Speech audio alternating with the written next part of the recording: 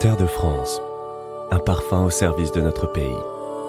En vente sur la boutique de TV Liberté.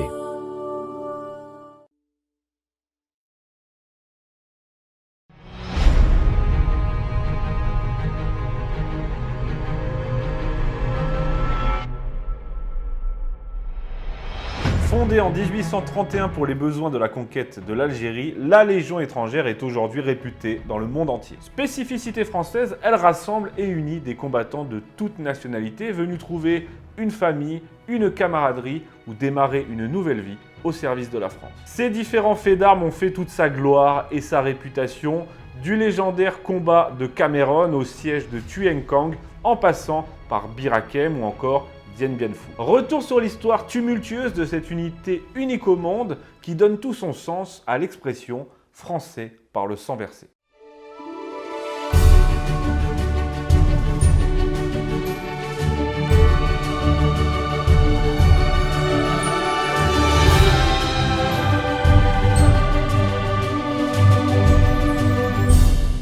Avant de commencer par la création de la Légion en 1801, je précise simplement qu'à ce moment-là, l'utilisation et l'incorporation de régiments étrangers à l'armée française est loin d'être une nouveauté. On peut citer les gardes suisses, bien sûr, mais aussi les régiments étrangers de la Grande Armée de Napoléon, comme les Hollandais ou les Polonais, auxquels j'ai d'ailleurs consacré un épisode de La Petite Histoire, tellement ces soulards incorrigibles le méritaient. Mais lorsque débute la conquête de l'Algérie, qui est historiquement un repère de pirates, et surtout un pays qui n'existait pas, c'est important de le préciser, j'aime bien ça, le roi Louis-Philippe décide, sur les conseils avisés du maréchal Soult, de créer un régiment pour rassembler tous ces soldats étrangers désireux de servir la France. Ce que cette légion étrangère a d'inédit, c'est premièrement qu'elle rassemble les étrangers entre eux, mais surtout que ces derniers peuvent s'engager sous une identité déclarée. Ça veut dire quoi ? Concrètement, si vous êtes genre un repris de justice dans votre pays ou un déserteur, hop, vous vous présentez à la légion étrangère et vous déclarez vous appeler, je sais pas moi, Enrico Macias. Et ça passe. Quand même d'autres noms plus stylés à trouver. Élie de Saint-Marc, qui a commandé le premier régiment étranger en Algérie, nous dit par exemple, et là je le cite, « Ce corps a pour vocation d'accueillir des hommes sans racines qui veulent tirer un trait sur leur passé. » Voilà, c'est exactement ça. Mais ces hommes très différents, qui ne parlent pas la même langue, qui ont un fort caractère et souvent un passé douteux, ils sont difficiles à contrôler et surtout à rassembler dans un but commun. Il faudra pour cela toute la discipline de fer qu'on leur impose et aussi surtout l'excellence et le dévouement de l'encadrement français pour les canaliser et maintenir cette cohésion unique au monde. C'est ce qui fait toute la force et la spécificité de la Légion. Ainsi donc, cette Légion composite va faire ses premières armes pour la conquête et la pacification de l'Algérie. Des débuts très difficiles puisque non seulement c'est une campagne extrêmement meurtrière, mais en plus, au départ, les légionnaires sont mal équipés, mal formés et peu, voire pas payés. En gros, t'es légionnaire à cette époque, c'est simple pour toi. Tu t'engages, tu vas vivre de l'action, certes, il n'y a pas de problème, mais il faut quand même le savoir. La finalité, c'est que tu vas mourir. Voilà, juste que les choses soient dites. 4 ans plus tard, la Légion étrangère est carrément refourguée à l'Espagne, c'est-à-dire qu'elle n'appartient plus à ce moment-là à l'armée française. On la donne à l'Espagne pour aider la reine Isabelle II à combattre une rébellion. 4000 hommes partent ainsi pour 3 ans et à leur retour, après des combats admirables et admirés de bravoure, seuls 500 d'entre eux reviennent. C'est là, en 1839, que Louis-Philippe recrée la Légion étrangère, c'est ce qu'on appelle la Nouvelle Légion, toujours pour opérer en Algérie. Car je ne l'ai pas précisé, mais son rôle, et ça c'est dans le décret, c'est d'opérer hors du royaume, hors du territoire français dans les guerres extérieures. Ça va changer plus tard, on le verra. Elle poursuit donc les combats très durs et en 1843, elle crée le camp emblématique de la Légion en Algérie, Sidi Bel Abbès, situé au sud d'Oran. Les légionnaires en feront une véritable ville et participeront ensuite à ce qu'on appelle la mise en valeur des colonies. C'est ainsi que les légionnaires vont littéralement façonner l'Algérie, le Maroc, d'autres parties de l'Afrique, partout où ils passent, avec la création de routes, de tunnels, de villes, d'infrastructures. Et c'est pourquoi ils gagneront leur réputation de soldats bâtisseurs. C'est d'ailleurs tout le principe de la tenue du pionnier, vous savez, avec sa hache, son tablier et sa barbe. Enfin bref, voilà comment est née la Légion avec ses débuts maintenant je vais vous parler de ces faits d'armes les plus notables, les plus glorieux, et il y en a un paquet. Ces premiers faits d'armes importants en dehors du Maghreb ont lieu sous le Second Empire. Lors de la guerre de Crimée, 2 régiments de la Légion étrangère participent à la bataille de l'Alma et au siège de Sébastopol, où malgré des conditions extrêmes, les épidémies qui se répandent, ils font l'étalage de tout leur courage et suscitent l'admiration des Français de l'armée régulière comme des alliés. Pendant la campagne d'Italie, ensuite, toujours sous Napoléon III, la Légion s'illustre à nouveau lors des batailles de Magenta et de Solferino et paiera un lourd tribut au niveau du nombre de morts, ce qui va contribuer à entretenir sa réputation de véritable fer de lance de l'armée française, prête à combattre jusqu'à la mort. Mais bien sûr, là où elle va entrer dans la légende, c'est lors de l'expédition du Mexique et du combat de Cameron. Il a lieu le 30 avril 1863. J'ai déjà fait un épisode entier de la petite histoire sur ce fait d'armes, donc je ne vais pas m'éterniser là-dessus. Mais pour résumer en 2 phrases, barricadés dans une hacienda, 62 légionnaires et leurs officiers, commandés entre autres par le capitaine d'Anjou, tiennent coûte que coûte face à plus de 2000 Mexicains jusqu'au soir où, ayant épuisé toutes leurs munitions, ils sont contraints de se rendre avec les honneurs. Pour en savoir plus sur ce fait d'armes héroïque et ô combien symbolique, il est célébré tous les ans par la Légion, eh bien, je vous renvoie à mon épisode. Lors de la guerre franco-prussienne de 1870, le territoire est envahi. Or, les choses sont claires dans les statuts, la Légion ne peut pas intervenir en métropole. Alors, on forme 2 bataillons qu'on va intégrer à l'armée d'Afrique et c'est ainsi que la Légion va participer quand même à cette guerre terrible où elle s'illustre notamment lors de la défense héroïque de Belfort. Puis la Légion prend part pleinement à la colonisation en Afrique bien sûr, mais aussi en Asie. Du 26 janvier au 3 mars 1885, au Tonkin, une poignée de légionnaires défend la citadelle de Tuyengkang face à des milliers de pavillons noirs, parvenant à résister jusqu'au bout au prix de lourdes pertes jusqu'à l'arrivée des renforts. Là aussi, si vous voulez en savoir plus sur ce fait d'armes exceptionnel à Tuyengkang, j'en ai fait un épisode de la petite histoire auquel je vous renvoie. Pour continuer à vous parler de la colonisation et de la pacification surtout, je peux également vous citer une petite anecdote qui en dit long sur l'image qu'avait la Légion.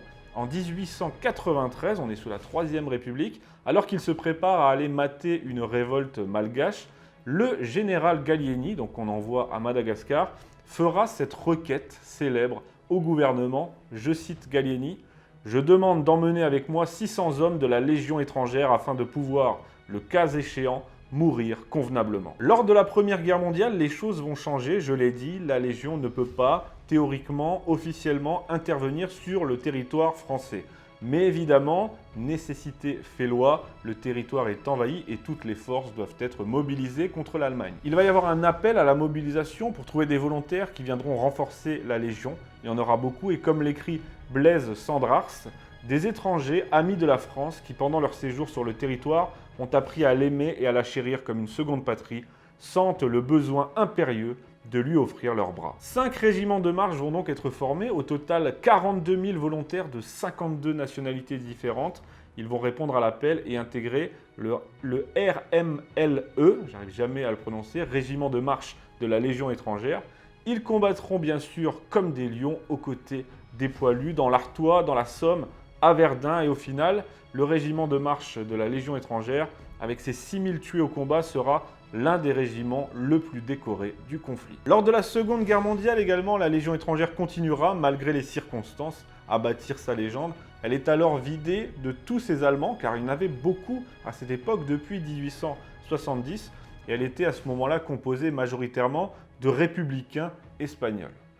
Bon, on fait avec ce qu'on a. D'ailleurs, petite anecdote, en Allemagne, sous le Troisième Reich et depuis 1933, il était tellement insupportable à Hitler de voir autant d'Allemands s'engager en nombre dans la Légion qu'il était tout simplement interdit de prononcer son nom, c'est pour vous dire. Son effectif est alors de plus de 48 000 hommes, un chiffre jamais égalé. Aujourd'hui, on est à 9 000 à peu près, et son fait de gloire le plus connu, même s'il y en a eu beaucoup, ils ont participé à la libération, sera bien entendu Bir Hakeim. Bir Hakeim, cette bataille légendaire où les Français, dont beaucoup de légionnaires, résisteront pendant 2 semaines à 1 contre 10 à l'Afrika Korps de Rommel, permettant ainsi aux Britanniques de se replier pour ensuite remporter la victoire d'El Alamein. Un sacrifice pour sauver le cul des roast beef, hein, encore une fois après Dunkerque. Décidément, leur histoire est tellement claquée que même leurs plus grandes victoires sont françaises en fait.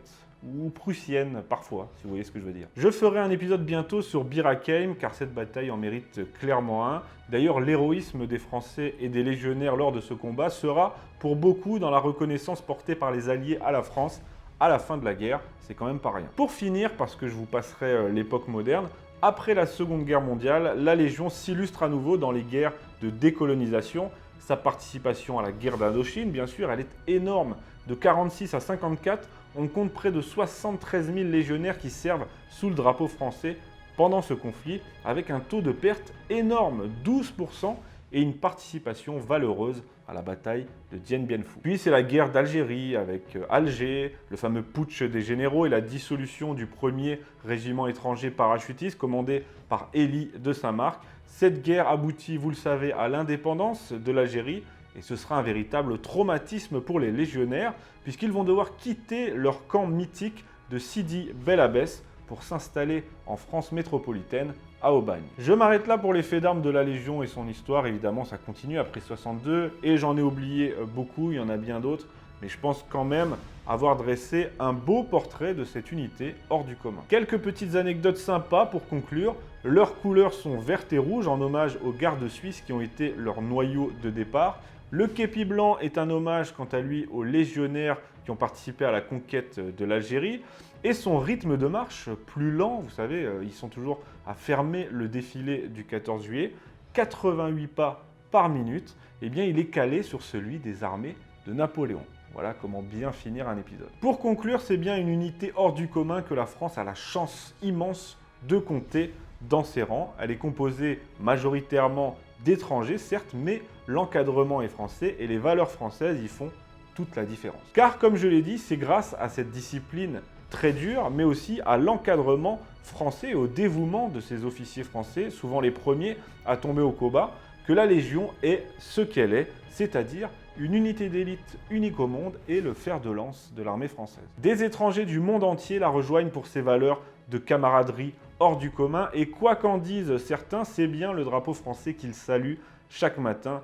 C'est pourquoi la Légion donne tout son sens, comme je l'ai dit, à l'expression « français par le sang versé ». Ah, c'est sûr, c'est un autre délire que le droit du sol. Et d'ailleurs, en parlant de droit du sol et de sol tout court, moi je me dis que comme la Légion est déjà intervenue sur le sol français par le passé, elle en a l'habitude, elle s'est déjà illustrée, je me dis que ça pourrait être une option, non, vu ce qui se passe en ce moment sur notre propre territoire. Personnellement, je ne serais pas contre l'idée qu'un beau matin, à 6 h du mat, les islamistes ou les racailles de banlieue entendent frapper à leur porte. Alors ils se lèvent péniblement, ils enfilent leur survêt Lacoste, ils ouvrent leur porte et là... Bonjour à tous, c'est le Major Gérald. Bon, bien sûr, en beaucoup moins poli hein, et en plus expéditif. La finalité, c'est que tu vas mourir. Franchement, il y en a qu'on entendrait beaucoup moins. À méditer.